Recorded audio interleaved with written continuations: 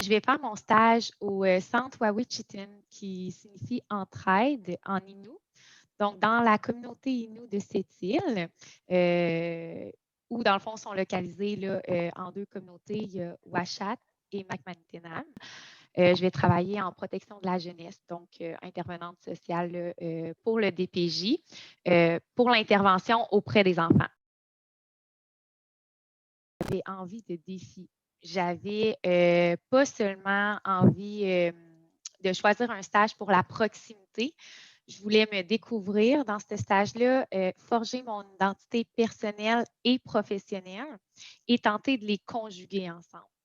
J'avais ce désir-là de voir aussi une autre vision du monde de l'intérieur. Je voulais arrêter, je voulais me détacher des préjugés que j'entends toujours. Je voulais vraiment m'imprégner de, ben, c'est quoi vivre en communauté parce que c'est un aspect que moi, personnellement, je ne connais pas du tout. Cette entraide-là, cette philosophie-là. Je voulais confirmer des choses, peut-être délier des mythes, puis aller voir de mes propres yeux pour revenir en fait enrichi là, de cette expérience-là. J'en ai plein. J'en ai plein. Agir en contexte d'autorité. Déjà là, tu sais, au DPJ, ce n'est pas des interventions que les gens sont totalement volontaires. J'imagine pas, puis là, tu sais, une allochtone qui va aller dire quoi faire, alors que c'est vraiment pas mon but, là, mais c'est comme ça souvent que nos interventions sont perçues. À des autochtones, comme si, en plus, je suis jeune, j'ai pas d'enfants. C'est ça, le fait d'être vue un peu, puis là, je vais le dire grossièrement, mais comme la petite blanche, qui vient de la ville en plus. Donc, ça c'est ma plus grosse appréhension. J'aimerais pouvoir m'y intégrer le mieux possible, puis de pouvoir me faire accepter, mais je ne sais pas si ça va être possible. Je pense qu'il va falloir que j'observe beaucoup.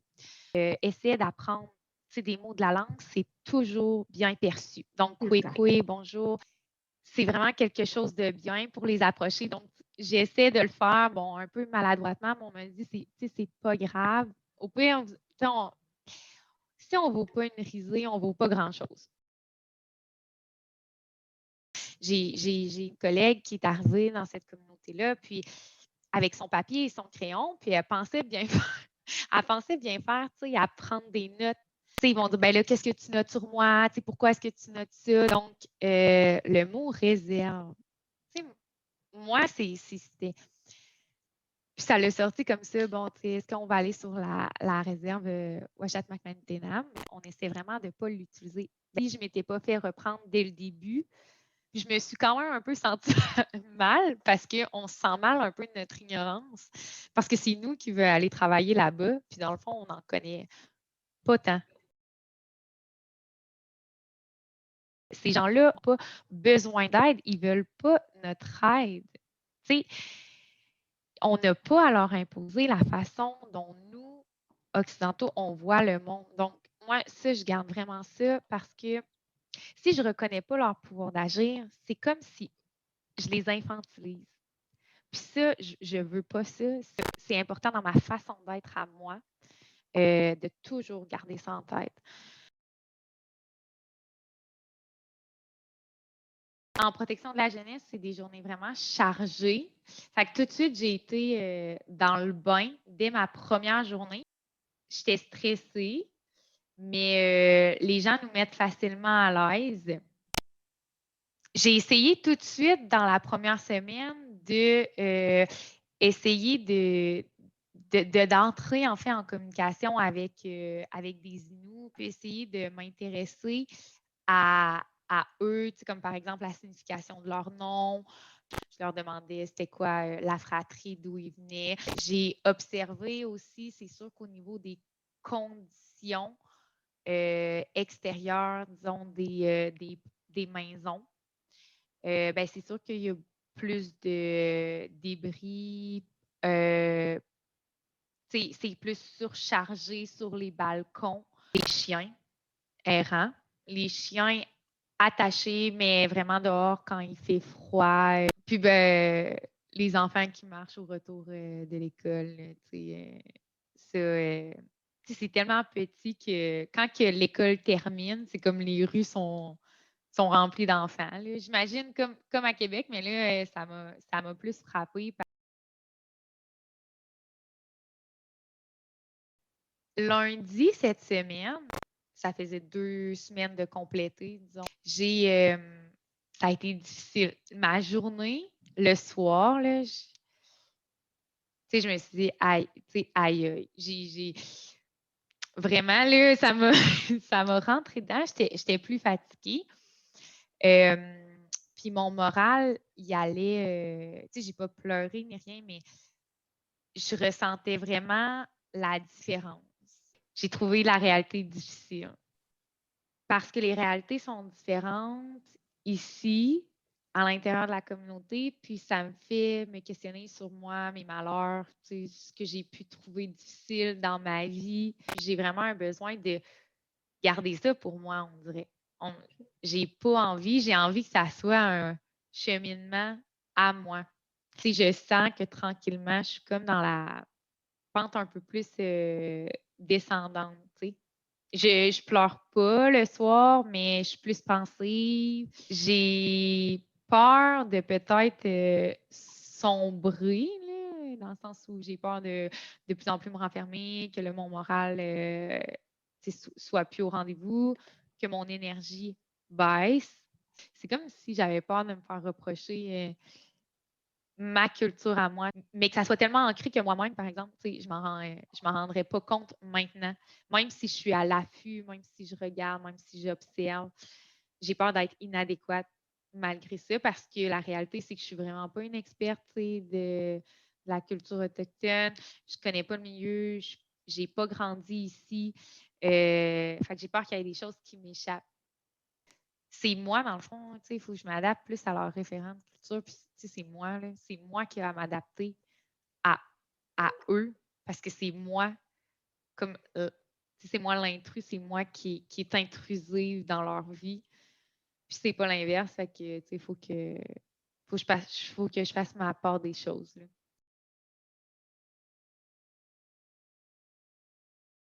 J'ai trouvé un truc avec les jeunes. J'essaie de trouver un attrait commun. Souvent les jeux vidéo. Pour les garçons, les jeux vidéo, là, ça clique, puis tout de suite, le contact se fait. J'essaie d'apprendre quelques mots de la langue. Ben, koué, bonjour, c'est le minimum. Là, fait que, ça, j'essaie de l'intégrer le plus possible dans mon langage. Tutoyer les gens. Ici, il n'y a pas de vouvoiement. Les gens vont te regarder un peu. J'essaie de ne pas instaurer une distance pour rien. Là. Ben, ça va super bien. Pour vrai, j'ai repris un peu du torque. Là, donc, j'ai réaiguisé mon œil d'observatrice. Puis,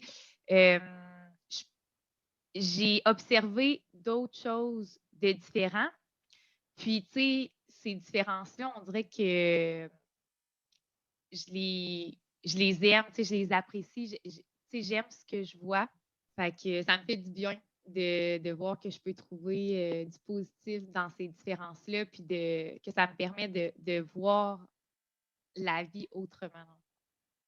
C'est tellement beau la place qu'ils accordent à la famille, à l'entraide.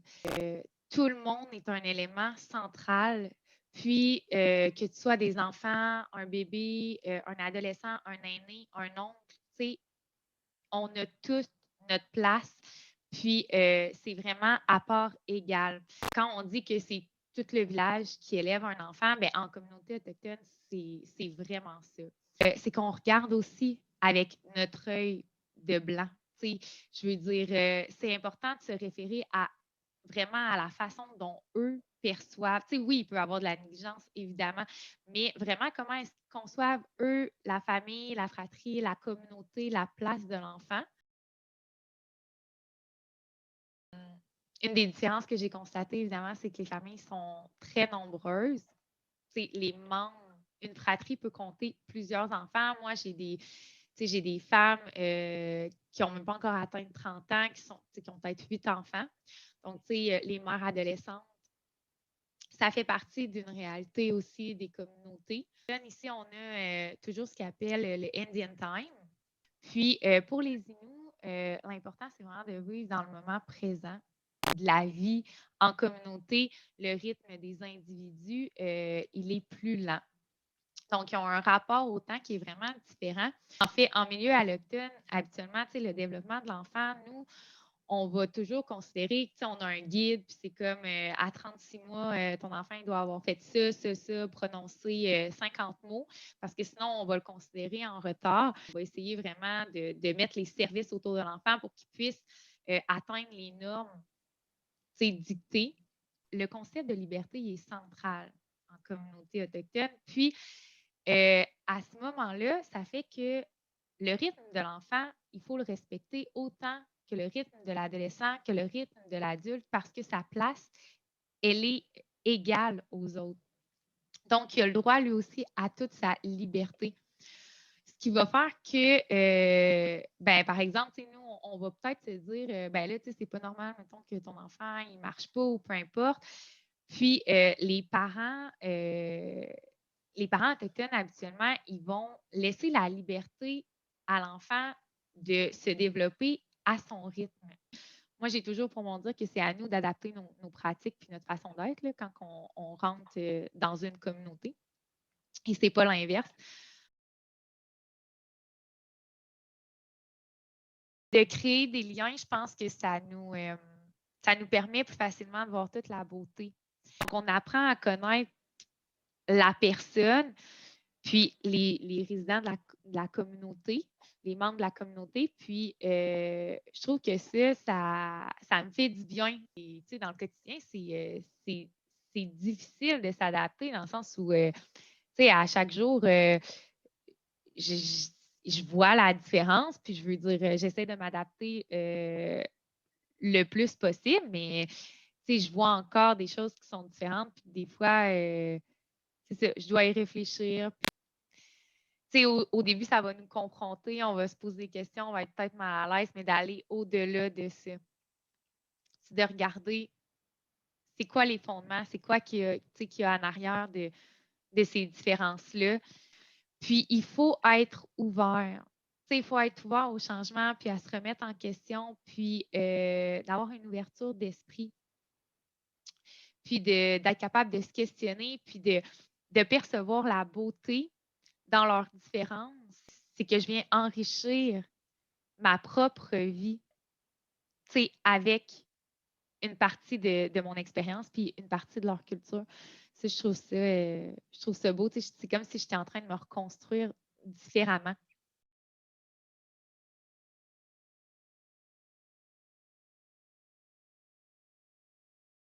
Elle est éducatrice, puis c'est devenu, dans le fond, mon amie là, au fil des mois. On se voit la fin de semaine, puis ouais, c'est vraiment plaisant.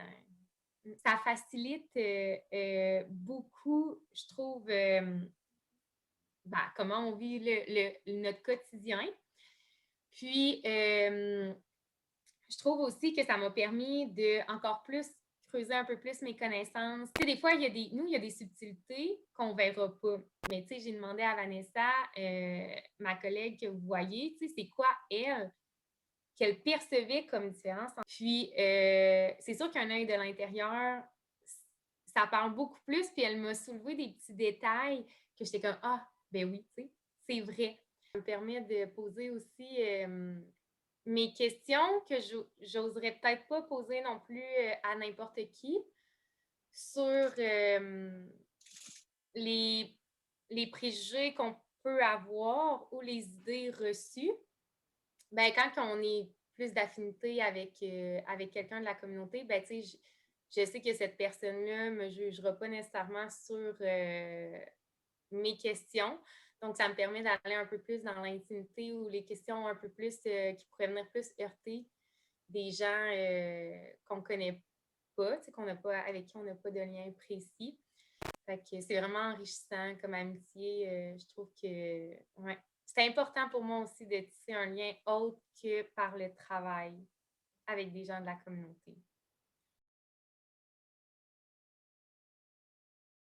J'avais parlé des chiens parce que oui, tu sais, des chiens, il y en a qui se promènent, mais l'autre fois, j'ai vu quelque chose, ça m'a quand même émerveillée, mais j'étais dans une cour d'école, puis les enfants jouaient à la récréation, puis là, il y a un chien qui se promenait, mais un gros chien, là, tu sais. Un gros chien, puis là, il rentre dans le cours d'école, puis tu sais, les enfants, ils l'accueillent, puis ils jouent avec lui, puis tu sais, les enseignants, ils laissent aller le chien, là. Mais moi, je me disais, ah, si on était en côté alloctone, là, ça serait comme la fin du monde, là, vraiment, tu sais.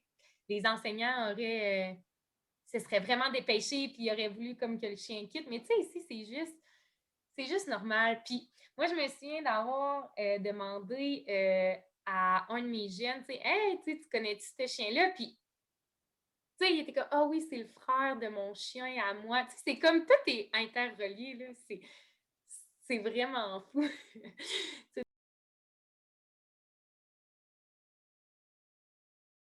Au niveau professionnel, la protection de la jeunesse, c'est déjà rempli de défis. En contexte autochtone, je pense encore plus.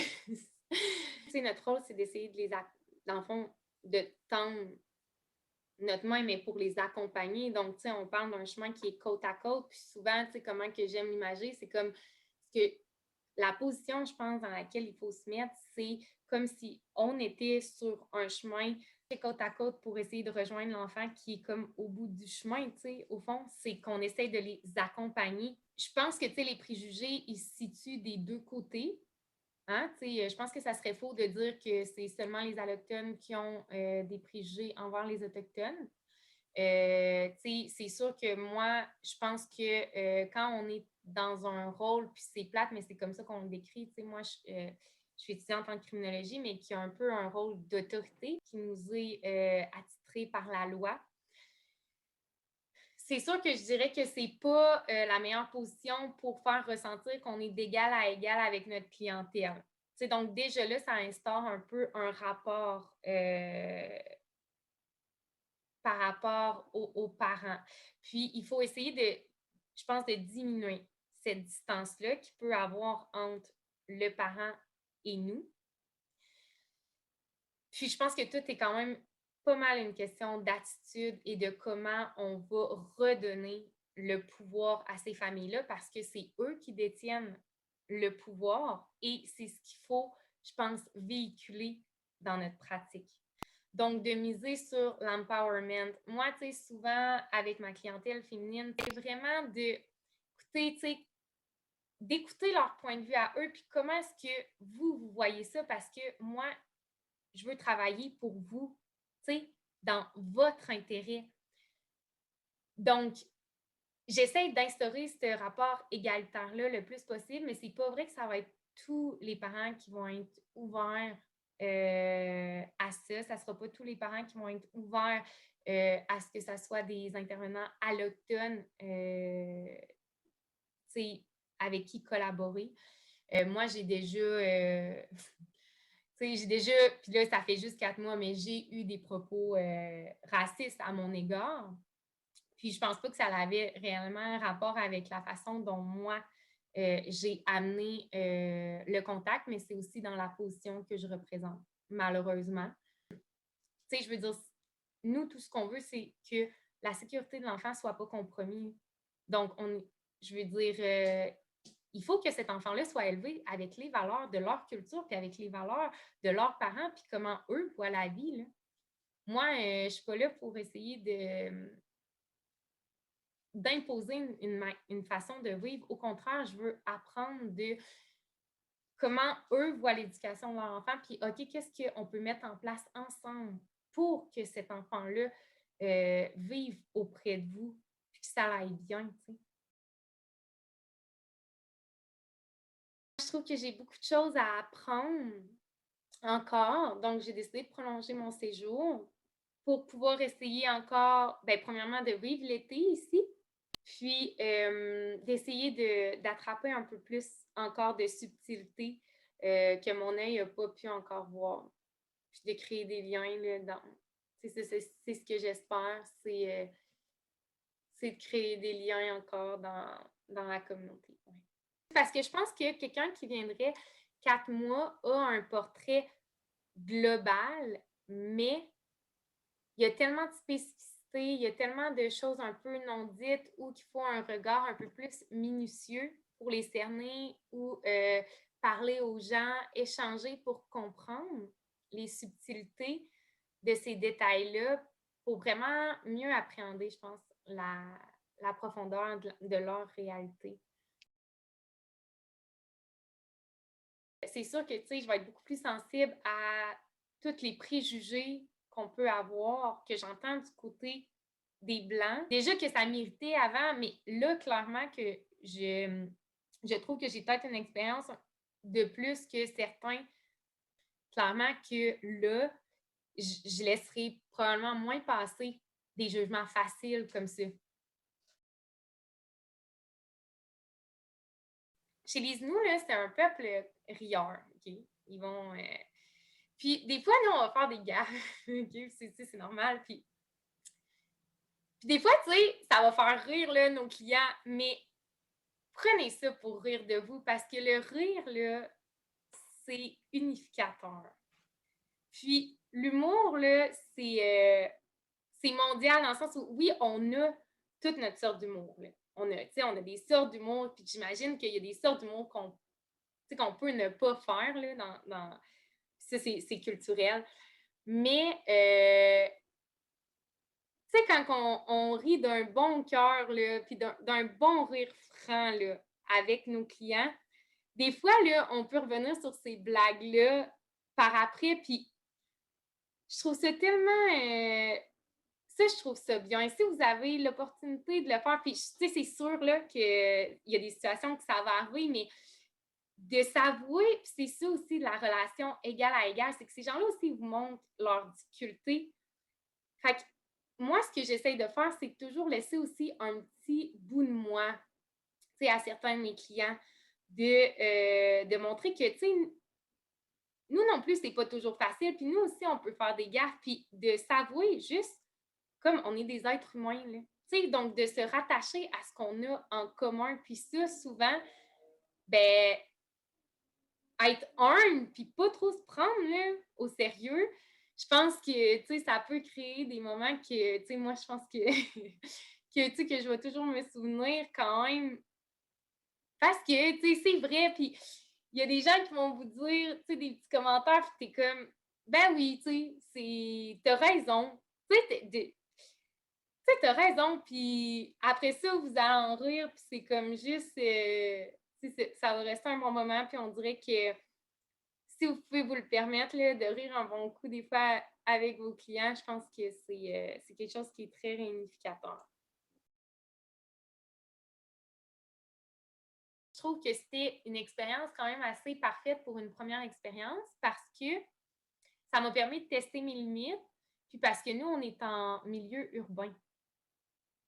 Donc, je ne suis pas allée dans une communauté isolée. Mais j'aimerais ça.